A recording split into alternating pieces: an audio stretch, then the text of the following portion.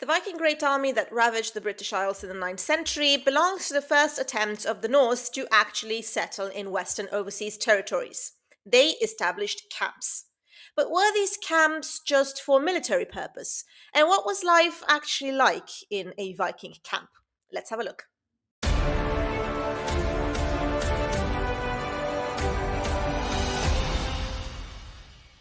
The archaeological and historical record identifies several distinct categories of Viking camps established during the 9th century. We have the seasonally occupied long forts of Ireland, but also the massive proto urban winter bases of the Great Viking Army in England, and we also have strategic island encampments along the river systems of the Carolingian Empire. These sites were military garrisons, but they were also much more than that. We can actually think of them as high intensity hubs of industrial, commercial, social, and ritual activity that basically reshaped the landscapes they occupied. The most extensively documented and recently researched camps are those associated with the Viking Great Army that was operational between 865 and 878. These were typically established at strategic junctions of major river and road networks, often at pre existing ecclesiastical and royal centres. In Torksey in Lincolnshire, recent research has identified an immense camp operational in 872-73, covering approximately 55 hectares of land, which would be the equivalent of about 75 football pitches. It was situated on a natural island bounded by the River Trent to the west and peat wetlands to the north, south, and east. The site supported a population of thousands of people, including warriors, obviously, but also craft workers, merchants, women, and children. Repton in Derbyshire is historically famous as the site where the Vikings drove King Burgred of Mercia into exile. Early excavations focused on a small D-shaped enclosure adjacent to the Church of St. Wystan, but now it is understood that this was likely only a small defended annex or lookout post within a much larger complex. Located approximately 4 kilometers southeast of Repton, we have Formark in Derbyshire, now believed to have housed the main body of the Viking force in 873-74. Its name actually derives from Old Norse, fornwerk, meaning an old defensive fortification. Then we have Aldwark in North Yorkshire, a riverine site on the River Yore, northwest of York, associated with the return of the Viking leader Halfdan to Northumbria in 874-75. And it also means old fortification. It featured a sub-rectangular enclosure of roughly 30 hectares and has yielded a massive assemblage of plunder and metalworking debris. The Anglo-Saxon Chronicle also records several other overwintering sites, including Nottingham, York, Thetford, Reading, London, Cambridge, and Wareham. In Ireland, the Viking forces developed the Longfort, the fortified ship camps, to facilitate year-round military operations. Dublin and Lindochal in the village of Annagassan, they were both established in 841, and they served as early permanent bases. Then we also have the example of Woodstown in Waterford, a significant 9th century D-shaped enclosure on the river shore, discovered during road construction, and it turns out it was also used for ship maintenance and trade, as suggested by the recovery of hundreds of clenched nails and silver ingots. Then we also have some sites of early inland overwintering and raiding bases in the 840s, such as Loch Nea and Loch Ree. On the continent, Vikings were frequently using islands in major rivers like the Seine, Loire, and Rhine to provide natural protection from land-based assault. Oiselle and Lier Saint-Denis were strategic island bases on the River Seine in the 850s and 860s, and then we have the more famous example at Noirmoutier, an island in the mouth of the Loire settled by the Vikings in 843 for the winter, and also described by chroniclers as if they meant to stay there forever. A deserted town in the Loire Valley called Angers was also occupied by a Viking army with their families in 873, and there is also a coastal base in Frisia, Wieringen in the Netherlands now, used in the 880s, where significant silver hoards have been discovered. So, how were these camps organized? Well, the spatial organization established by the Viking Heathen army, the Heathen Heere, reflects a great deal of strategic thinking. The encampments were typically situated at critical riverine or road junctions, often co opting Anglo Saxon royal or ecclesiastical centers. The primary defensive template frequently involved the construction of a D-shaped enclosure. This meant a semicircular earthen rampart and ditch that terminated at a riverbank or a natural marshland to leverage topographical barriers for security. At Repton, the Viking force displayed tactical opportunism by incorporating the existing masonry of the monastic church, specifically utilizing the stone tower as a fortified gatehouse within their defense perimeter. At the same time, they were utilizing a ritually charged landscape, an older monument becoming a morsel of the new identity they were developing abroad. There was also distinct functional zoning, which transitioned the sites from temporary military barracks into dynamic communities. This means that much of the interior was dedicated to residential shelter, likely consisting of timber A-frame tents or more substantial structures for ship companies. Yet, archaeological evidence also confirms the presence of specialized industrial and commercial sectors. These zones would support diverse activities, including metalworking, ship repair, and the processing of silver bullion, alongside a globalized trade in captives and luxury goods. The scale of these sites could be immense. The winter camp at Torksey, for example, suggests a massive area dwarfing the traditional estimates of Viking military footprints, and at the same time indicating a capacity to house thousands of individuals, including non combatants such as craft workers and family members.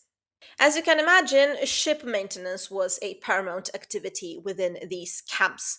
The harsh conditions of the North Sea and English river systems meant constant repair of hulls, including the replacement of rotten timber and iron rivets that disintegrated quite rapidly in salty water. And indeed, we have plenty of evidence for ironworking and blacksmithing dedicated to these repairs. Just think of the fact that a large clinker built ship required approximately 125 kilograms of iron for its about 5,000 nails. So, this meant a steady supply of metalwork during the winter months. Metalworking was extensive, though, as evidenced by traces of metalwork, waste, and the casting of bronze and lead objects. This included the manufacture of jewelry, such as Thor's hammers, and the production of weights and measures essential for trade. Actually, lead weights found in Scandinavia, such as those in Birka, have been isotopically traced to Derbyshire, to the lead mines there, suggesting that the Great Army might have been manufacturing these tools in their English camps using metal obtained from nearby sources like Wirksworth. Domestic industry also flourished. We have active textile manufacture indicated by the presence of spindle wheels, needles, and awls for the repair of clothing, tents, and, of course, the woolen sails that propelled the fleet. This was a task traditionally performed by women, which again underscores the presence of non combatant families within the Great Army's ranks. The camps also functioned as mercantile hubs operating under a dual economy. This means that precious metals were handled both as minted currency and as bullion valued strictly by weight, regulated by lead weight. Inhabitants would engage in a wide ranging trade in goods, in essential commodities on the one hand, but also luxury goods like exotic imports, including cornelian beads. Lead striking from dies and blended Northumbria stickas found at Odwark indicate that Vikings might have also been minting, or at least forging, their own currency to maybe facilitate trade within the camp's dual economy. Not to forget that a significant pillar of the camp economy was the trade in human lives. These sites likely served as holding points and processing centers for the slave trade, where captives were held for ransom and prepared for trafficking to international markets in the East and the Mediterranean. This was often a highly organized form of institutionalized plunder or extortion, where Vikings blackmailed native populations for silver payment, the famous Danegeld, or food supplies to ensure their safety. Sometimes, though, and this is what I find most interesting, these temporary encampments would act as catalysts for permanent local industries, like the pottery industry in Torksey. This is very important because it marked the reintroduction of the fast potter's wheel, which was a technological advancement that vanished from Britain following the collapse of the Roman imperial administration. Recent investigations using magnetometer surveys and field walking have revealed a massive complex with over 30 kiln sites now identified across the village, a high concentration of which is located in the so-called Potter's Field at the southern edge of the settlement. This industrial density exceeds that of any other town in England at the time. Torksey potters were highly specialized. They strategically sourced two distinct types of clay for their operations: a local clay found directly adjacent to the Trent River, used for the construction of the kilns themselves, while a specific green clay was outcropped approximately 1 kilometer east of the village for vessel production. This potting clay was particularly valued because it contained naturally occurring sand inclusions, which provided resilience against thermal shock during the firing process. Now, these artisans, they were using fast wheels, spinning anti-clockwise, and their origins are intrinsically linked to the movements of the Viking Great Army. Because Scandinavia itself lacked a tradition of wheel-thrown, kiln-fired pottery at the time, it is theorized that the industry was established by continental potters from northern France and the Low Countries. And these artisans likely traveled within the baggage train, so to speak, of the Great Army, which had spent significant time raiding in the Frankish Empire before arriving in England. And as a consequence, they recognized the new market opportunities created by the Scandinavian territorial conquests. The impact of this industry extended far beyond Torksey. The potters produced a standardized range of vessels, including cooking pots, bowls, storage jars, and they were designed for mass consumption rather than elite display. The goods were distributed across vast areas of northern and eastern England, utilizing the River Trent and the Fosdyke Canal to reach major urban centres like York or Lincoln. This commercial reach was a critical factor in the evolution of Torksey into a major borough, which by 1066 supported a substantial population. So, in other words, for the time, we are dealing with a small industrial revolution. Another question would be how these communities managed to support themselves. Well, rather than relying on supply lines from Scandinavia, which would have been quite tenuous, these forces functioned as towns on the move, so to speak. They were systematically exploiting the agricultural outputs of the Anglo-Saxon landscape. So they were sort of like these very disturbing neighbors that the locals now had to put up with. The Great Army deliberately targeted monasteries and royal estates because the sites functioned as storage points for food rent, containing stockpiles of grain, livestock, and also wine, for example. By seizing the Mercian royal centre at Repton, the army essentially appropriated the tax revenue of the kingdom in its most literal form: food. The strategy of seasonal raiding was frequently linked to the agricultural cycle, meaning that by establishing camps in the autumn, the Vikings could seize the summer harvest when stores were at their peak, thus providing enough flour and fodder to survive the winter months. The calorie demand of such a force was quite large. It is estimated that an army of 1,000 men would have required approximately 2 tons of unmilled flour per day. This necessitated constant foraging and the use of the camp as, well, basically a distribution hub. Excavations at Repton uncovered what was termed the squatters' deposit within repurposed Anglo-Saxon buildings. This would include the remains of butchered cattle, sheep, pigs, effectively the leftovers of the army's daily meals. Barley remained the primary cereal crop, processed into flour for bread or gruel, while rye and oats were also used. Wheat was a rare luxury. Stable isotope analysis of bone collagen from individuals in the mass grave at Repton confirmed that they also consumed significant amounts of seafood, which had previously skewed radiocarbon dating due to something called the marine reservoir effect. This suggests that the proximity of camps to major river systems like the Trent allowed for supplemental sustenance through fishing. Beyond direct seizure, sustenance was often acquired through extractions of danegeld as well, and this effectively turned the native population into logistical support network for the occupying army. The Repton Foremark Heathwood complex in Derbyshire also offers some very interesting insight into ideological approaches to death, likely reflecting the different contingents or brotherhoods that compose the army.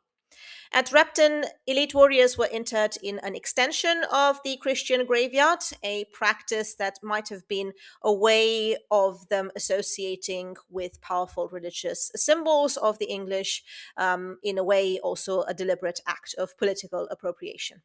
One very telling example is that of the double grave in Repton, the warrior grave containing a high status male who had suffered quite horrific injuries. He was killed by a sword blow that penetrated his skull through his eye, and then another sword blow emasculated him.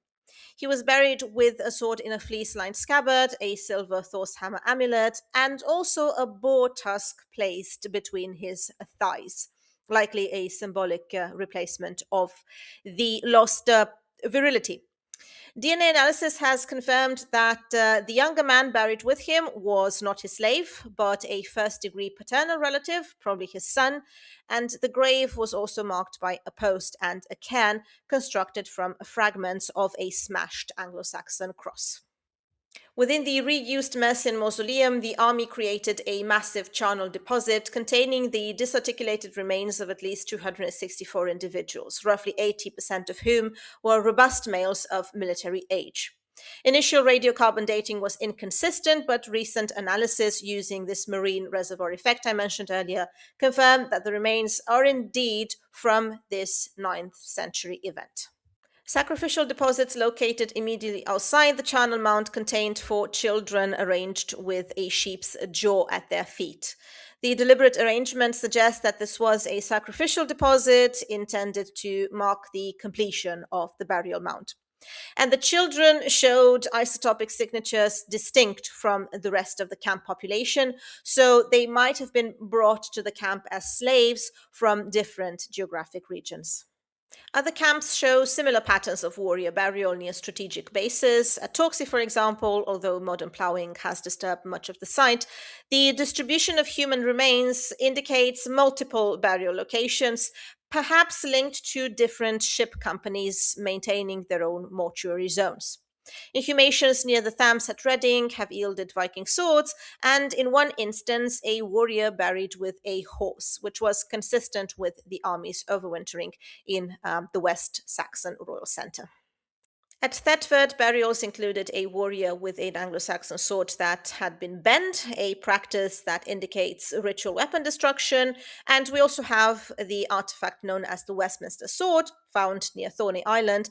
This may represent a burial on a strategic marshy island, which would have been the kind of location favored frequently by Viking forces for defensive bases. As the Great Army transitioned from a mobile force to a settled population after 876, these distinctive warrior burial rites largely disappeared. Later settlers typically adopted Christian inhumation in local churchyards, although they often marked their graves with new hybrid monuments, such as the stone crosses depicting both Christian symbols and Norse mythological scenes. So, as you can see, life in these camps overcomes the old image of them just being military garrisons. The newcomers adapted and created new identities in hostile environments, and they managed to turn them into their own, of course, to the despair of the local population. If you want to find out more about Viking camps, there is no better way to do it than to read the work of Dawn Hadley and Julian Riches, for example, The Viking Great Army and the Making of England. Thank you so much. I hope you found it interesting. And if you enjoy such topics, please do consider subscribing and also becoming a member of my history project, which, by the way, you can also find on Substack with notes and essays and a lot of fun stuff from the Viking world. Thank you so much for watching or listening. This was Irina. Until next time, take care.